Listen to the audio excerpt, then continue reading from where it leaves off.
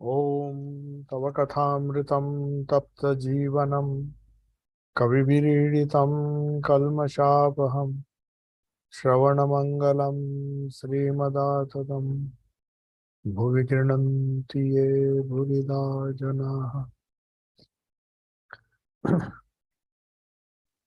So we were discussing the conversation which took place on 5th April 1884. Pran Krishna is one of the devotees who is there. So he is asking a question to Sri Ramakrishna. The subheading of this particular topic is, it is difficult for householders to give up worldly work. And the other subheading is Pandit and the practice of discrimination. We all know Pran Krishna was a great scholar, Pandit. So he is asking Sri Ramakrishna because he has read the scriptures, he knows the essence of the scriptures, but he has certain doubts which he wants to clarify. So Pran Krishna is asking Sri Ramakrishna, when one is busy at work, one can think of nothing else. It's obvious when you are busy with some profession, you have to think of that. And pointing at a gentleman companion. So there was somebody sitting near him, and Pran Krishna was obviously involved in a job. He was very busy, but at the same time at heart, he felt that he should reduce his work so that he can focus more and on practicing spiritual disciplines. So he points out to this gentleman who was sitting near him and said, I am training him in my job.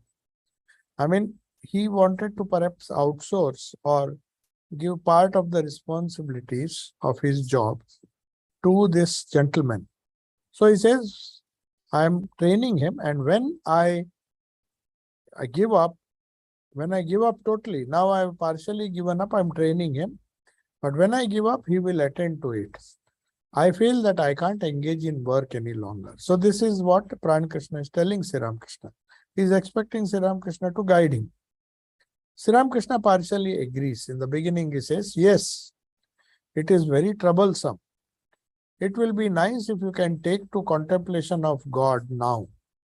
I mean, I believe Pran Krishna had a very successful career, and perhaps Sri Ramakrishna knew that it did not make sense for him to continue indefinitely. So when that thought has come to him that he can outsource or maybe he can delegate some of the responsibilities or entire responsibility to somebody who can take care of his responsibility, then he should retire. That is what he was thinking. And Sri Ramakrishna says it will be very nice if you can take to contemplation of God. Then he says, Captain also said the same. He is referring to Captain Upadhyay, who was working with the Nepal government. He was a very big officer and he had earned enough money, he had a big house. Sri Ramakrishna was very fond of him. He used to visit his house now and then. Though the captain's family members did not want him to, they wanted that he should continue in such a nice job. He was earning so much money. But he was slowly contemplating that I should now put a stop to my work and slowly withdraw. Captain also said the same. He is referring to Captain Upadhyay. So, householders say so, then he adds a sentence. He says, yes, everybody says he wants to retire, but they cannot do it. So many Pandits talk of Jnana. They only talk of it, but do not put their words into practice. Then Sri Ramakrishna gives a very, very graphically painful example, which Pandits or those who are after mere academic knowledge, they might not like to associate themselves with this kind of comparison. He says, some Pandits talk of Jnana, but they can't put these words into practice. So they are like vultures. Now, Sri Ramakrishna gives an example from our day-to-day life. He said, they are like vultures. that soar high, but their gaze remains fixed on the charnel pits. That is where the dead, you can find the dead and all the insects and all which they now and then they prey upon. In other words, they remain attached to lust and gold, that is to the world. When I hear of a Pandit having discrimination and also non-attachment, I am in awe of him. I mean, it's so rare that to find an academician or a Pandit who is a scholar to simultaneously have this discrimination and non-attachment. That would be a great achievement, because otherwise they are like dogs and goats to me. So Sri Ramakrishna sometimes could be very harsh. So in one sentence he is dismissing all those people who have a very good academic hold on the subjects which they want to preach. In fact, the Brahmo Samaj was full of such preachers. They were recruiting people who could speak well and who could do it as a profession. So all the preaching work that you find in most of the organized religions, they are paid preachers. They accept a salary for what they do. They don't do for the love of the job, or for maybe love for the ideas that they are preaching. They are not dedicated to those ideas, and they have not taken to it as a spiritual person would do. They are doing it as another profession. Instead of teaching secular subjects, they are teaching this. So that is what is meant by a Pandit. So Sri Ramakrishna says, if he is a Pandit but he doesn't have discrimination and non-attachment, they look like, I respect them, but otherwise they are like dogs and goats. They are not much better. By virtue of their scholarship, Sri Ramakrishna is to consider them as bad as, or just like dogs and goats. What is so special? A little more skill, little more knowledge about the scriptures, but has it transformed the Pandit? That is the idea. So Pran Krishna, perhaps, I don't know what his reaction was, but he salutes Thakur and prepares to leave. He asks M, who was also listening and recording this conversation, whether he will accompany him. M replies, no, you go ahead. Pran Krishna laughs and says, and you must also leave. So all laugh. So M strolls near the Panchavati and then takes his bath at the ghat where Sri Ramakrishna usually bathes. Then he goes for darshan of Bhavatarini Radhakanta and offers his obeisance. He says to himself, I was told that the Lord is formless. Why then I am paying obeisance to these deities? So this thought, because most of the Brahmos were influenced or were taught that God should be worshipped as a formless God. That is the right kind of mode of worship. The moment you ascribe a form to it, it becomes a kind of inferior sort of worship. And in fact, some of the Brahmos believed that it was wrong to worship idols. So anyway, he says to himself, I was told that the Lord, I was told means the Brahmo teachings. I was told the Lord is formless. Why then am I paying obeisance to deities, these deities which people do? They are all, of course, idols or statues or maybe some kind of images, either in stone or so. Why should I do that? But he says, Sri Ramakrishna believes in gods and goddesses with form. Is that the reason I am doing this? So he wants to just read his or introspect and find out if he is following a God with form only because Sri Ramakrishna follows, or because he is convinced and because right from his early days, perhaps he was told that God is formless and that had appealed to him. When Sri Ramakrishna met him for the first, when he met Sri Ramakrishna for the first time, Sri Ramakrishna asked him, do you believe in God with form or God without form?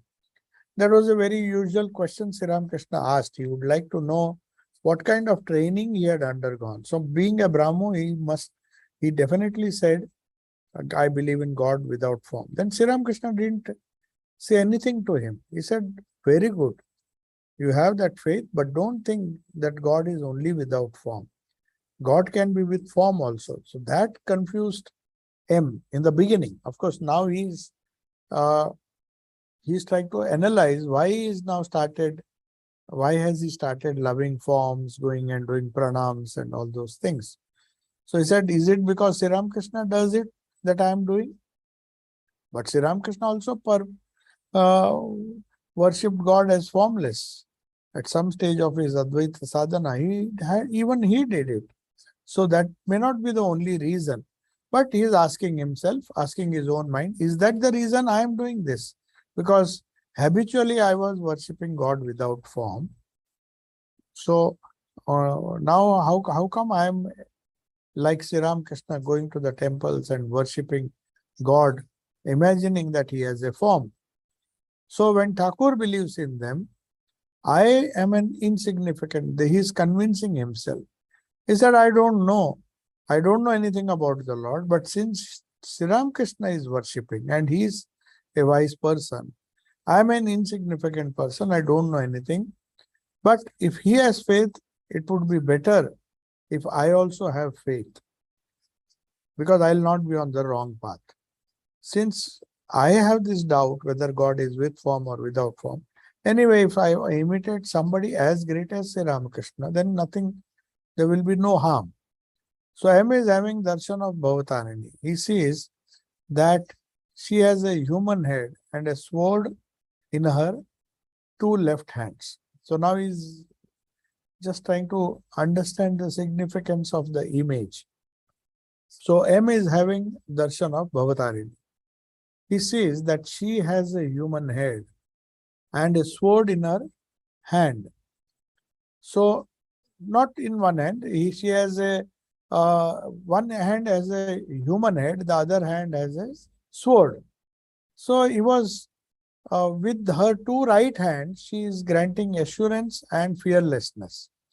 On the one hand, she is so terrible, and on the other, gracious and loving mother of the devotees. The meeting point of both attitudes. So on one side, she is the killer of foes, she is the killer of evil people. And other part of her personality is that she is gracious and the loving mother of devotees. The meeting point of both attitudes. The mother, compassionate to the lowly, to the devotee, so affectionate. But it is also true that mother is the terrible picture of death. Why two opposite attitudes in one person? Only she knows. So we will find many songs of Ram Prasad and Kamala Kanta and many other worshippers. Most of their sadhana or most of their earlier songs, when they were still trying to find out what is the significance, you will find them expressing in their typical Bengali that I don't know, mother, who you are. Without your grace, unless you make me know in truth what is the reason you have taken up this form, there is no way I can know it. So here also is trying to reflect upon the iconography, the symbology which shows that mother has a head and a sword in one hand, and with the other two hands she is giving assurance, granting assurance to the devotees, and at the same giving abhaidan, that is fearlessness. So, but he doesn't come to a conclusion right now. He has just witnessed, done pranams also, but he is not sure of what her real form is. And then she says, only she knows. So this is reflective of the Vedic truth. Even in Vedas, the rishis were very honest people. They did not know whether God was with form, without form. There were so many conflicting visions they had. So that is why they were wedded or dedicated to truth. So somehow they would say that Kasmai Devaya Havisha Videma. I am offering these oblations. Maybe I am offering the oblations to the fire. But which is the God? Who is the God? Kasmai Devaya. To which God I am offering these oblations? I don't know where it will reach. I am just doing what the rituals which I have been asked to do. But Does it reach a god with form or without form? Kasmai Devaya, Havisha. Havisha means the offerings. I am doing the sacrifice, but when you are serving a person, you know there is somebody whom you are serving. But if that person is unknown, you don't know whether he is with form, without form, or is with both. He can be with form or without form. Then what do I do? All the puja or all the prayer that I do, whom am I to address? So only she knows. That's the way a devotee, true devotee, resigns himself. Sri Ramakrishna also used to say, some people say that you are alive, some people say you have prana within you, then why don't you reveal yourself to me? Some people criticize, saying it is just a stone image that you are worshipping, you should not worship. The Brahmas would have told this many times in their talks, and Sri Ramakrishna knew that that is also a theory where goddess is without form. So whether she is with form or without form, only she knows. So that thought has come to M. So it is Thakur's explanation that is coming to M's mind. M is himself writing this. He says it is because of Sri Ramakrishna that this liberal attitude is coming to my mind. And he's thinking about it. It is said that Keshav Chandra Sen accepted Mother Kali in Thakur's presence. Keshav would say, is the goddess who was spirit and consciousness manifesting herself in a clay image? So even the great Keshav Sen, strictly speaking, they don't believe in God with form, or at least they don't believe in idolatry. They believe in a God, a formless God, but with lot of qualities like compassion, unselfishness, and all those things are ascribed to God. But he is without form. So if a person doesn't have a form, then how can he show his compassion? So it is rather difficult, but Keshav would say, is this goddess who was spirit? I mean, he says this goddess, the real essence of this goddess is spirit, which Brahmos believe, but she is that same spirit and consciousness which has manifested here as a clay image. So for a person who believes in the clay image, that means Keshav Chandra Sen partly agreed and he accepted this truth in front of Sri Ramakrishna. So after this, M changes the topic. He says Sri Ramakrishna is a man in samadhi, is conscious of pots and pans. Now what does he mean by this? Now M comes and sits close to Sri Ramakrishna. Seeing that he has taken his bath, Thakur gives him prasad of fruits and so forth. M takes them to the semicircular veranda. He leaves the brass pot of drinking water on the veranda and quickly comes in to sit close to Thakur again. Thakur says, did you bring the brass pots? M says, sir, I'll bring it immediately. Then Sri Ramakrishna says, wah. M is embarrassed. He goes to the veranda and because he expected, Sri Ramakrishna had given a assignment to him. And he forgot to bring those things. They took a bath. When normally Sri Ramakrishna used to take a pot, somebody would take the Ganges water and he would take his bath.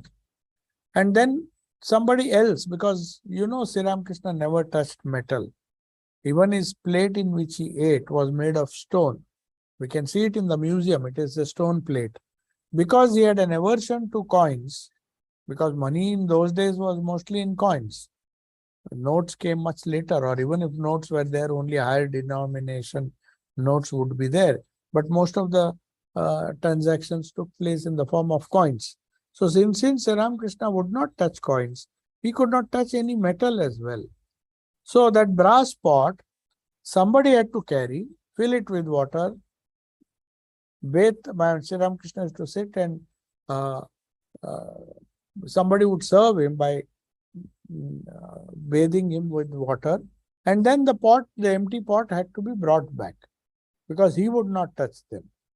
So, but he is embarrassed because after the bath he had just left the pots there, and Sri Ramakrishna was very particular. He said, I am in Samadhi. He once criticized Latu Maharaj, who had not brought his gamcha. He forgot his gamcha in somebody's house. Then Sri Ramakrishna scolded him. You see, most of the time I am in Samadhi. But yet when I leave some place, I see that I don't leave anything behind. And I am so much, I'm so particular about doing things the right way.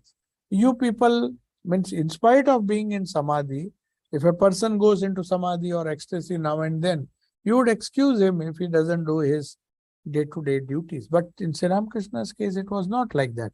He said, just because you reach high spiritual states, when you come down, be perfect. So the human aspect of Sri Ramakrishna and the divine aspect, they mingle together. Most of the people, when they try to discover or uncover the divine aspect, like Pran Krishna said, I am now losing interest in the job. Obviously, doing job just to earn money perhaps was discouraged by Sri Ramakrishna also. If you can manage without a job and you can maintain yourself, then why do you have to earn and struggle and earn more and more money? That was Sri Ramakrishna's. But here he says, but don't, for that reason, you should not be so absent-minded. So M is embarrassed because he had to go run, and when Sri Ramakrishna reminded him, why did you leave the pot there? So he goes and brings the brass pot to the room. M. Swami is in Calcutta, but because of a family problem or family problems, he lives in a rented house in Champukur. His place of work is nearby. Perhaps he's taught in a school, modern school, which was, I think, in Champukur. So his father, brothers and others live in the paternal house, the house which was, his parents' house or his ancestral house. In that, his father, brothers and others. Others means maybe the brothers were married. So it was a very big joint family. In those days, it was very common. They were living together. Thakur wants him to live in the parental house because it is more convenient to meditate on the Lord in a joint family. They had different views. They did not consider the joint family as a impediment in spiritual progress. In fact, Sri Ramakrishna said, because there are so many people, there will be many to lend their hand and get the work done. So if one person in a very big group does not work and just meditates, then it's a good opportunity. So Sri Ramakrishna says, yes, it is very nice for householders, those who are living in a big family. So why don't you go and stay there? It is so convenient to meditate. If you don't do your share, they might scold or they might criticize or they make fun. But still you have a chance. So that is why he's saying, no, don't stay in Shampukkur, don't stay in Shampukkur in another house. In fact, the situation was so bad they had come to blows. And in fact, he was contemplating suicide. With his wife, they both decided now we'll just come because it was getting so unbearable. So that is why Sri Ramakrishna is asking Sri Ramakrishna, I don't stay there, but I have left that. So Sri Ramakrishna is correcting him. He said, if you were to stay there, somehow adjusted, then you would get more spare time for meditation. So he says it is convenient to meditate on the Lord in a joint family. Though Sri Ramakrishna has been saying this off and on, unfortunately M has not returned to his parental house. Thakur raises this topic again. He is keen that he goes back to his parents because he was sure that M has the required detachment. So in the safety of his house, which was a very big house, they had independent rooms and it was a very nice house. Only there was some adjustment problem with his brothers and the sister-in-law, maybe. So anyway, Sri Ramakrishna has raised this topic. Again and again he's saying, why are you staying in a rented house? Just go and stay in your own house. So M says, I am not the least inclined to go there. He says, well, are you going back home now? So Sri Ramakrishna now and then used to ask him. Maybe he was testing him. But anyway, Sri Ramakrishna says, why? Your father has renovated the whole house. Now there is no trouble from that angle also. Just go and stay there. M says, I have suffered so many troubles in that house. There is no way that I can go there. So this is what normally happens to us. Our past, instead of forgetting our past, we try to remember the troubles. Now he has left this house long ago. The troubles that were there, maybe they are no longer there. All he had to do is just go back and say that perhaps he has to go and tell the elders or whoever was there in the house that I have come back because I thought I would be independent, but I could not. So Sri Ramakrishna then he says, who are you afraid of? Are you not going there because you are afraid of somebody? M says, I am afraid of everyone. I mean, you can imagine what kind of situation he was in. And his wife was a bit eccentric, so I think they got into the other relatives, perhaps were responsible for that commotion. Though M was a very calm and cool-minded person, when he says that I am afraid of everyone, afraid, he is not only irritated, but he is afraid, positively afraid, because they can do any harm. They are so attached, so obsessed, his family members. So that's why he says, who are you afraid of? Then he says, everyone. Then Sri Ramakrishna gravely says, this fear is as unsubstantial as being afraid of the boat. Now, some people are there who think they are afraid of the boat. But then once you enter the boat, you just forget, and then many things change. So he says, this claim is unsubstantial. You don't have to be afraid of living in the house because you have stayed there before. Just change the attitude and go back. Because in fact, Sri Ramakrishna says it's easier for you to meditate. Now you have to see everything in the house. That at that time, in that ancestral house, perhaps there were a lot of people taking care. So your workload obviously decreased. So he's saying, go. But he's afraid. He's afraid that they will again start this trouble.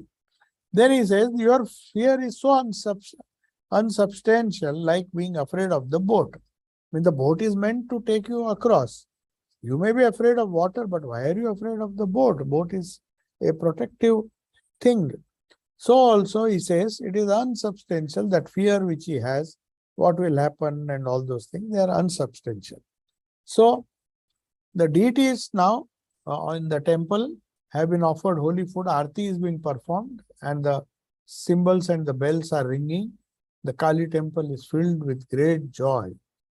Hearing the sound of Aarti, the indigent sadhus and fakirs and all run towards the guest house. Some of them have a sal leaf plate and others a metal plate and a drinking pot. I mean, most of the sadhus who went there, if they didn't have anything, they would be provided with these basic minimum things, including a blanket and other things. But right now, M observed that some of them have come with a sal leaf. Sal leaves are also very big. Sal leaf plates are very big. So we can even eat in that. So some of them have sal leaf plate because those who did not touch or perhaps those who could not afford, they would be eating in these plates. There were many fakirs, sadhus and people of different organizations and sampradayas. So hearing the some of them had a sal leaf plate and others a metal plate and a drinking pot. It's not that everybody was simple or just was satisfied with the leaf plates. Some of them came with steel plates and metal plates. So now, today M2 takes the prasad of Mother Bhavatarani. Others were taking prasad. Normally just escaped. He did not take prasad. He spent a lot of time, but he was not a type of devotee who would be going there just for the sake of prasad. We find in many of the temples and all, they're just keen to know prasad. When we'll get prasad. And that is the main attraction for most of the people. They say, okay, we have given attendance, we have gone and maybe God is pleased with our brief visit, though we have not meditated or prayed, maybe just folded our hands and paid our respects to the Lord. But all the time our mind was on the prasad. So M was a mature person, so he did not bother. Like other devotees, he would not be rushing for prasad. If it is given, it is fine. He would take, he would not refuse it. But he did not appreciate or maybe he didn't feel it was so necessary, at least a person of his temperament, to get himself involved in asking for prasad if it is not there and all those things. So, but that day, somehow he felt something different. That is why, though he did not eat from anybody's hand, because M says he took the prasad of Mother Bhavatarani. He normally did not do that. If Thakur offered him something, like some sweet or some sandesh, he would take. But he would very, very rarely, because he believed that I can go, first of all, it is, I think, the main reason these people were reluctant to take prasad was that they will be observed, because they had to sign certain declarations. The Brahmo Samaj, you're not supposed to go down before the idol. In fact, when Swami Vivekananda came for the first time, he saw Brahmananda, who was a fellow member of doing pranams because Thakur had taught him. So he scolded him and said, you are breaking the vows, we should not. But Sri Ramakrishna did not bother.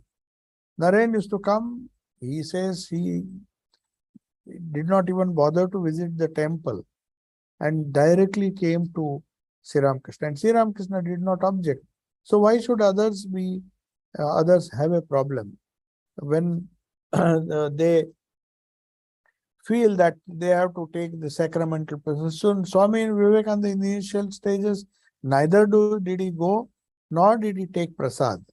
But very often, as I said, most of the people go there, they stand in long queues just to have a little prasad. I don't know.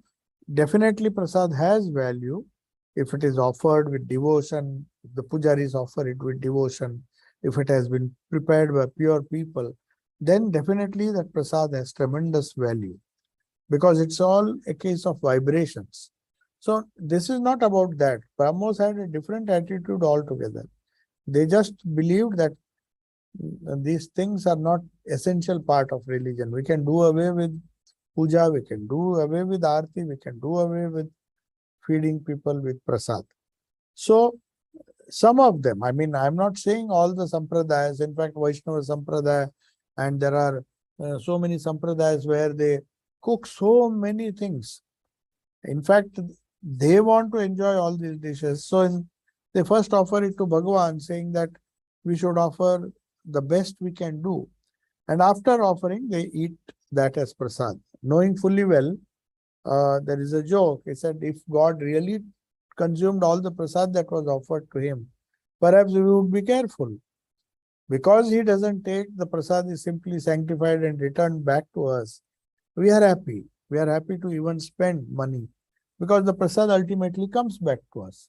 Anyway, that is in a lighter vein. But Brahmos, as a rule, did not believe in partaking of prasad. I don't know whether in their sessions, it was very typical of the Western culture. They had their prayers and there was very little. In fact, Swamiji appreciated when Thakur's birthday was there.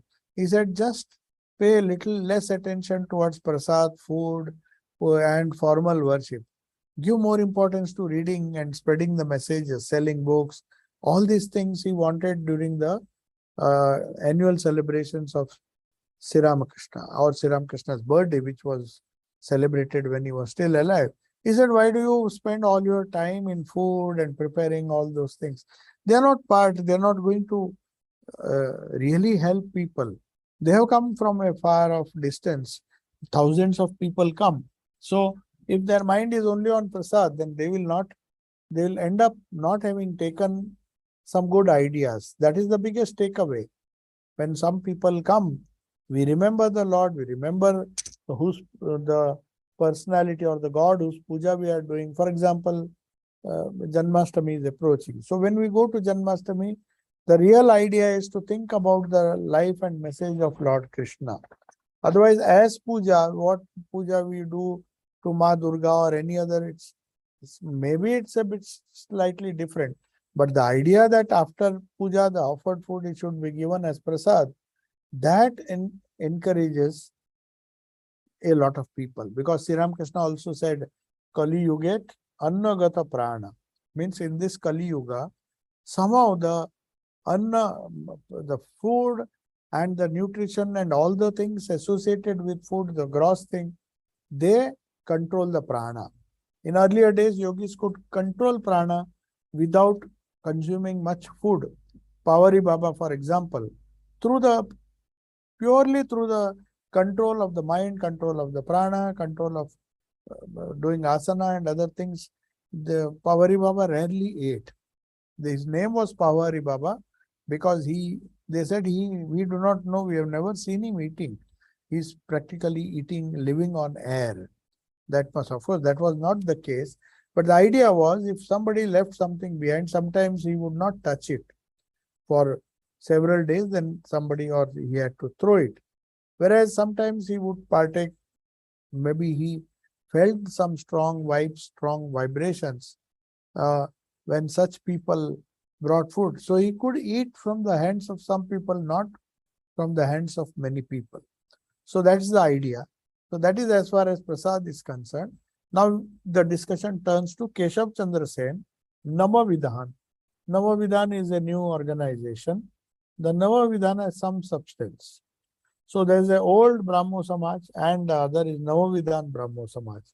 Means Navavidhan means modified, or you can say everything was changed. The rules and regulations which these people, the Brahmos themselves, thought it is not very effective. So even while the founders were alive, they saw the sad sight of division. But Sri Ramakrishna is now trying to compare the original Brahmo Samaj and the Navavidhan, saying that it has some substance. Now let us see what is different between Keshav Chandra Sen's original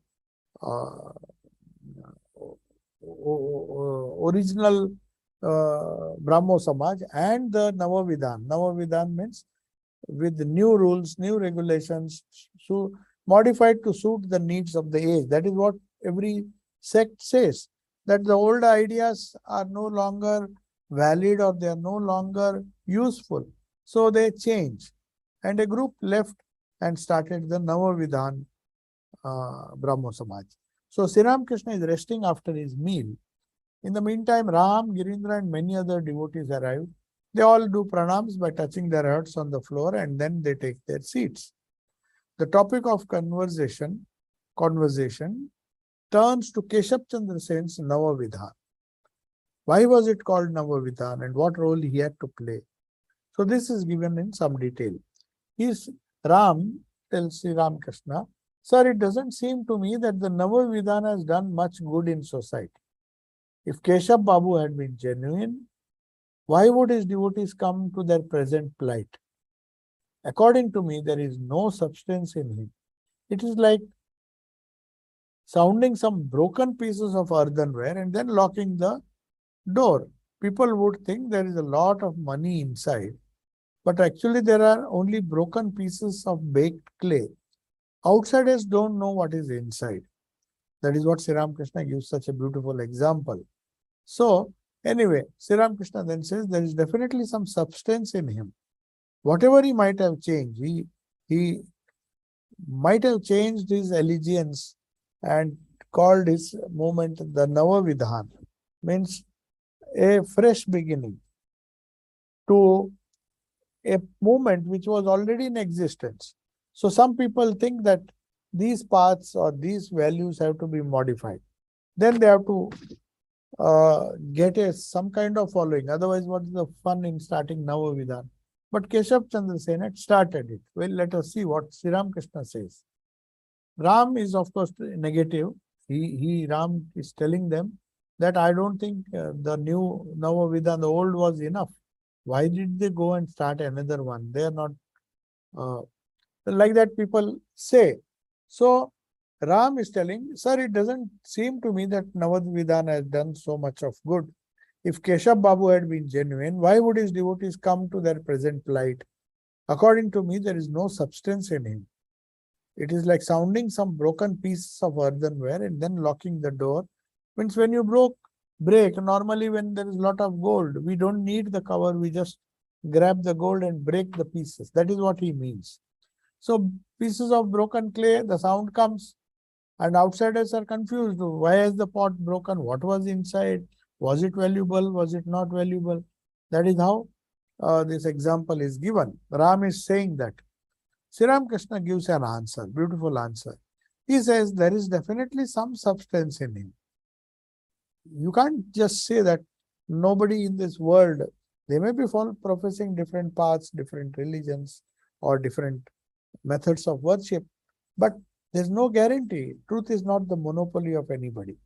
So anyway, he says, outsiders don't know, that is why they are ignorant, though they know that they get signals, definitely they get signals that something is not very right in your life, you have to modify it. But Sri Ramakrishna says, if somebody has started something more creative, and we should not just criticize these people because they have started a new Brahmo Samaj. There would have been some genuine reason, who knows who is. So one should not be hasty in taking decisions. So anyway, then Sri Ramakrishna says there is definitely some substance in him. If not, why would so many people honor him? Why don't people see the greatness of Shivnath? Shivnath started another Brahmos movement. Unless the Lord wills, greatness is not honored. So that is why Sri Ramakrishna says, wherever you see some Vibhuti, in fact, the whole Bhagavad Gita is on Vibhuti Yoga.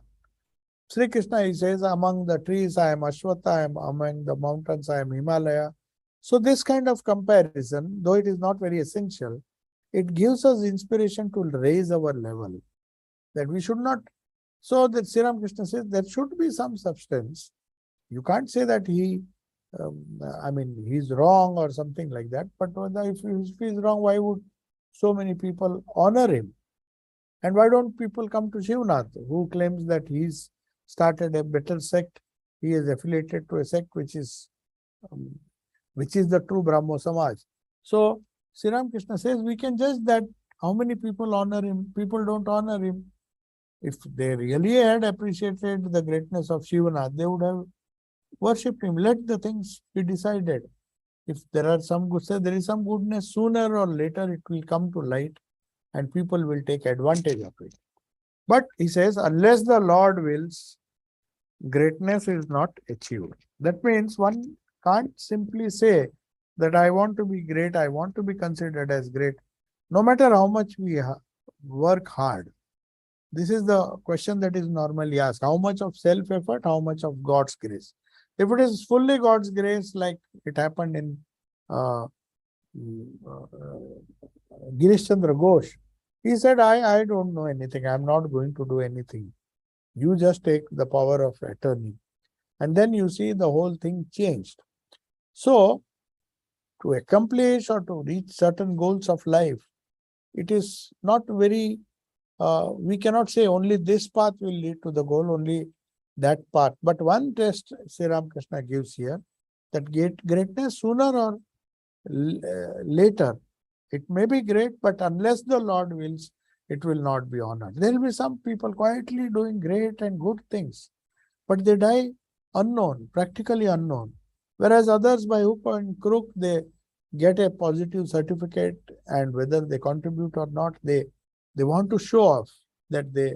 So now I'm not speaking of that kind of honor, but spontaneously when one is honored in society, one is respected in society, you should know that there is some divine element, that God's grace only has enabled this. So we'll see what is the time now. Yeah, we have a few minutes. So then he gives two conditions. We'll just read that and then conclude if there are some questions. Sri Ramakrishna says, I'm not saying that Shivnath doesn't have substance. But there are two conditions to be fulfilled. One is the grace of the Lord, and the second is one should have a lot of self-effort. One should do a lot of self-effort. Just because one is waiting for grace, uh, things will not start happening. You have to take one step, God takes 10 steps, as Sri Ramakrishna said, but you have to at least take the first step. So, Sri Ramakrishna now concludes that there is no point in discussing how great or how intelligent a person is. So he says, unless a person renounces a world, he may be a scholar, he may not be a scholar, he may be a rustic, he may be a simple person, but greatness, or you may say, people will accept only if there are these eternal values embodied in these people.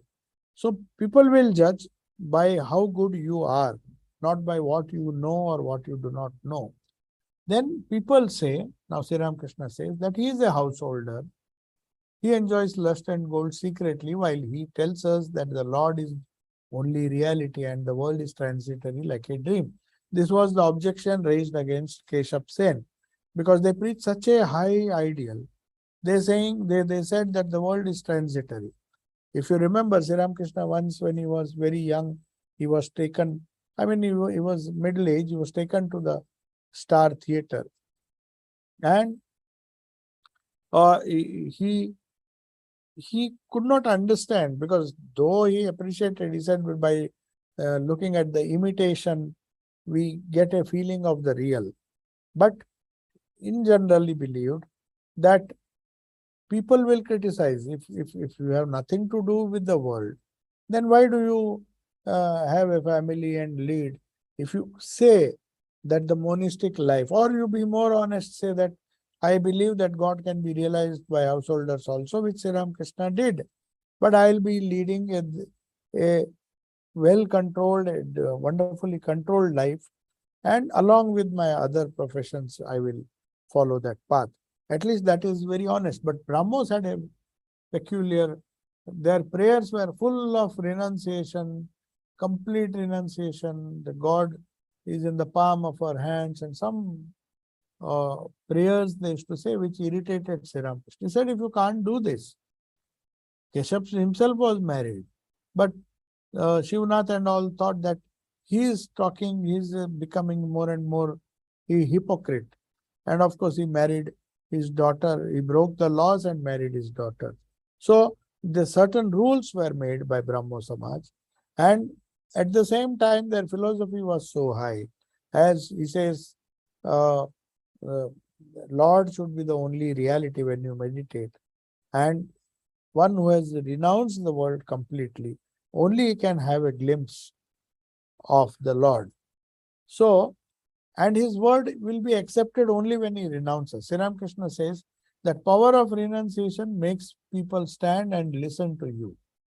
So, Swami Vivekananda said, he used very powerful words to inspire his disciples, especially when he was asking them to take sannyas. So, he used to say, lead such a pure and a dedicated life, and life full of renunciation, that the very sight of you will fill the worldly mind with terror. These are the words.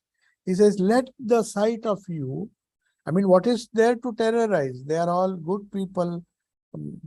But the idea here is that it is not enough for Brahmos to say that the world is unreal, I'll get absorbed in the Lord. Rather than that, say that no, the world is real, it is after me, it is troubling me, and for that reason I have come to solve that problem, and I have to renounce it. Without renunciation, I know I can't attain anything in spiritual life. So, if such a person says that this is to be done, then people will believe, because after renouncing the world, he started giving advice. Otherwise, if he's a householder like us, other people will say, he's just a householder like us, and why should I listen to him? I can practice on my own. So that is what happens. If people are accepted by others if you are authentic, you belong to an authentic tradition, and more important than everything else, renunciation is essential, a kind of detachment, because people listen to men of men and women of renunciation because they know they don't have any selfish purpose in spreading these ideas. They know that if he has any worldly ambition, he would have stayed in the world and then preached. And so this group, they said if Keshav lived in a householder's life, so they didn't, there were other preachers, you should know that, who were not married. So there came a sort of superiority complex. Of course, Sri Ramakrishna did not look upon people like that. He never asked, how did you come? And only when he knew that somebody needs help, he used to ask. Otherwise, he never bothered into or uh, uh, went into the personal life of his disciples, unless they themselves asked and tried to convince him to solve their problems. Otherwise, he was very well reserved. And because as you have higher and higher responsibility in an organization, you are expected to be the role model not only to the sannyasins but also to the other members of the order, householders. So Sri Ramakrishna came and demonstrated, because he had married, at the same time he had taken sannyas and he led a pure life. So from all points of view, he was the only person who could say that I have seen religion, I have done all these things, done the sadhana, and I have verified the truth of all these things. So his words will have value. And because he has renounced, people know that all these things he is telling not to fill his coffers or not. Sri Ramakrishna is to make fun that we don't have a collection plate here. If I start collecting money, people will not come. I mean, he was joking. Said people love their money. They want everything free. But that is how India, these things were there. So if you are a householder, then you will take preaching as a profession, which this new Brahmo Samaj did not like. There was the Sadharan Brahmo Samaj. They said, no, the preaching or the higher duties, there may be householders who may come and help, but preaching has to be restricted to those who have taken monastic vows. So that is where they differed. Some of the Brahmo sects which separated, they did not like the idea of uh, Keshav Chandra Sen. He said, no matter how much you say, you have married your daughter to a very rich person, you are looking after all your material comforts and material problems, and you tell in your talk and in your prayers, you say the world is not real, then why do you do? So people will not listen to him. That is why here Sri Ramakrishna says, unless you have a stamp of authority, you cannot be you cannot convince people. Why will they accept you? They'll say you yourself are not practicing what you say is the highest truth. So if you practice, then you tell us. That is what Sri Ramakrishna is saying. So anyway, I will conclude now. If there are some questions, let us just see. No, I don't see any question.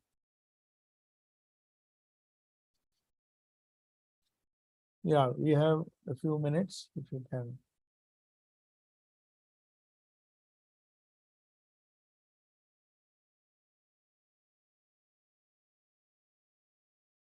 Shall I conclude?